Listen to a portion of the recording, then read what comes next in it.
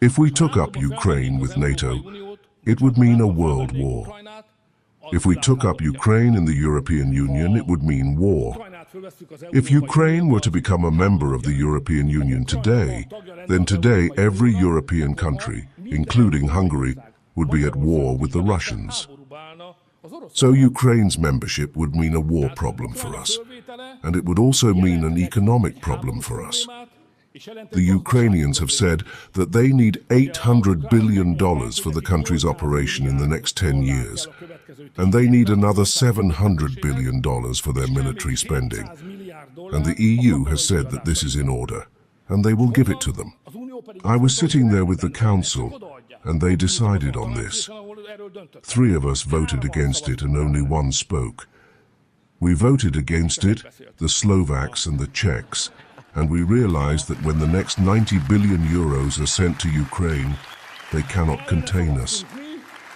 This is what happened. So we managed to stay out of it. And the thing is, these are amounts of 800 billion euros and 700 billion euros. You have to imagine that this is the Hungarian pension system's 60-year announcement. The entire Hungarian family support could be paid for 40 years. These are huge amounts. And it is time that I say no to the further financing of the Russian-Ukrainian war. I say no to the fact that the operation of the Ukrainian state should be paid for by us in the next 10 years. And I say no to the rise of the regime due to the war. Everyone gets this in the days to come. Please spend it and send it back. I need it. Now, when I have to fight against the Ukrainian EU membership, and I will win this battle soon, I will say a few words about this. I think, at least, then I can fight. You can imagine how much they hate me. I can say that there was a vote in Hungary. People voted. People decided that they did not want this. So I can bite my head off and I can squeeze it into the Brussels consulate. But this will not change anything. And I say that in the next 100 years, there will not be a parliament that will vote for us to stop the Ukrainians. We will help them, but stopping them and taking our money from them is impossible.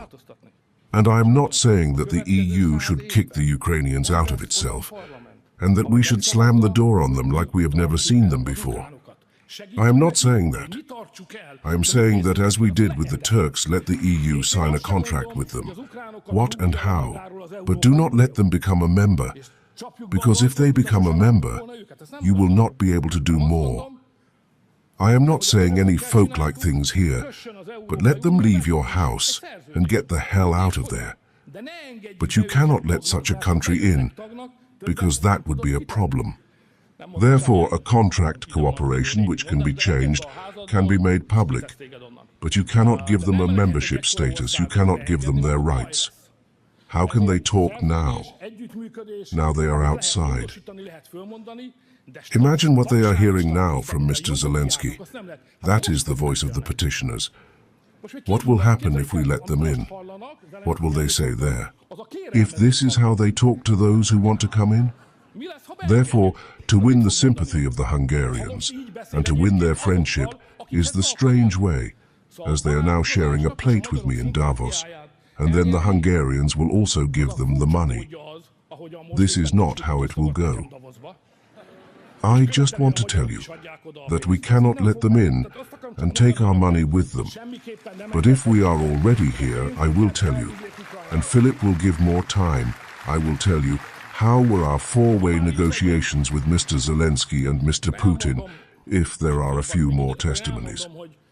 I visited Mr. Zelensky when I went to Moscow, and I told Mr. Zelensky that I think he is in trouble. The military reports, the economic background, the weapons that can be purchased, the vitality, and in general the situation in the battlefield show that time is not on his side. Time works against him. And I came here because if he lets me in, I will help him. If he sees that time is not on his side, and he is interested in peace, in a fast peace, or at least in ceasefire, then I will try to expose this Russian leg of his in Moscow. But I need him to want this. I am not saying that he laughed. We were in the hall together, so we have to be careful at times like this, but he was very reluctant. He said that he understood the situation. He thinks that time is on their side. The longer the war lasts, the more likely they will win. They will defeat the Russians on the front line, and after they have defeated them, they will make the Russians pay. I wish him good luck. I don't want to spoil his evening, but still the facts don't matter. And is there a secret plan for a nuclear power to be defeated on the front line? How is that going to happen? And I told him, while Biden was the president, that I know the Americans. They have a lot of good qualities, and there are some difficult sides. And now Biden is the president who supports himself, but there will be an election soon. The election was in July and the election was in November. And I told him that in the future a man named Donald Trump will be the president of the United States, whom I know. I have talked to him several times about this. Believe me, he will not give a penny to himself. In fact, he will pay everything back. And he will never let America get involved in a war. Don't build on this. He told me that we do not know who will win. And if this certain Donald Trump wins, we do not know what he will do. We are here. This is the modest Ukrainian attitude. While they are in trouble, they sit in trouble, and in the meantime, they are like this. Mr. President Putin, what was my speech? I will not tell you, but the last one. I asked him how much the exclusion of Donetsk is attached to this. Do you understand what I'm talking about? The Russians set the goal to occupy Luhansk and the Donetsk region. They also occupied two others, including Zarohely. Now they really occupied 80% of the Donetsk region, not 26%. And I told him, look, the following situation is very simple from a Russian point of view. The Ukrainian army will soon run out of people. And they are fighting well, but we are stronger. Here is the 20% open area. We have decided, if it breaks, we will take it back. Many Ukrainians will die and many Russian soldiers will die if we have to do this in battle. But we will do it. They can choose to either help us to explain to the Ukrainians that it is better if they give up, and we make an agreement that after that I will not go with my army anymore, or there is no such agreement. I will take it from my own strength. Then I will decide what will happen. I am not saying that this is a nice thing, nor is it a friendly conversation, but this is the reality. If there is a war, the strength counts. This is how the Russian viewpoint paints it. The first thing is that the Europeans have decided that they will support the war and they will give everything to the Ukrainians for the war. This will have the consequence that they will send soldiers. There is already a written agreement between the French and the English that they will send soldiers to the Ukrainian territory. And if they start sending soldiers to the Ukrainian territory, then the soldiers will leave, especially if there is a government that cannot say no in Brussels. Horthy also fought with this. From 1939 to 1941 he managed to stay. Then there was such a pressure and he could not solve the problem of how to stay. And in the end, only Hungarian soldiers died at the Don. Not in Budapest, that came later, at the Don. I want to tell everyone who believes that it is not the case that they push an independent country into the war to think about this opinion, but it is true. They push in if you do not stand against it.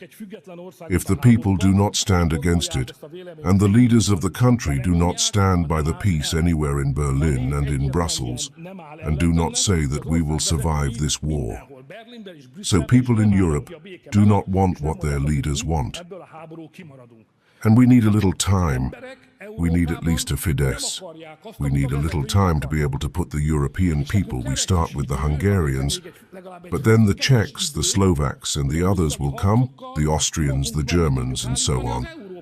They do not want a war, and they do not want their money to be sent to Ukraine. Then why do they resist?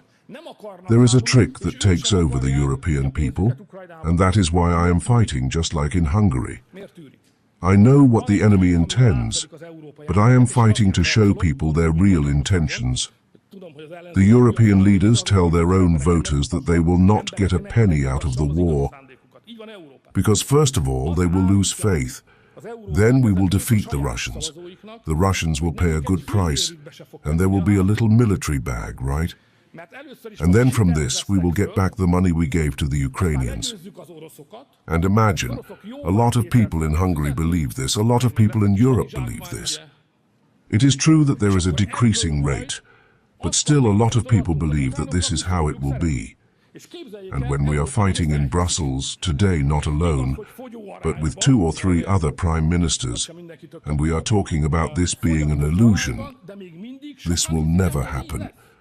The Russians will never be able to defeat the Russians in the front line, and the Russians will not pay, but rather follow them. I am very sure of this, as if I were standing here. So this is an illusion, but it requires a lot of work, just like at home. Migration has changed the image of European cities. It has changed the life there. Look at the American news. There are huge debates today in America because the president wants to kick out those who belong to America without a license. There are clashes, people are being shot down, there are half-civil war situations in each city. But what I want to say is that if you let them in, war is like this. The problem for the Westerners is that they have invested a lot of money. Now we should say that we should stop. It was a bad decision, that money is gone. Let's not throw fresh money after bad money. But they cannot stop. They go after our money, they want to get it back somehow. So we have our own goals. We have national interests. We stand by them, and that's it. And we work together with those with whom we can get the most benefit of our national interests. We will buy gas and oil from the Russians. We will have to fight the Ukrainians when the war is over. So we have a place for everything. And we don't have to give up our national status and instead move to an international Brussels or I don't know what. We have to stand by our national interests. Il n'y a rien à dire. Moi, je veux savoir ce que vous avez à dire. God bless.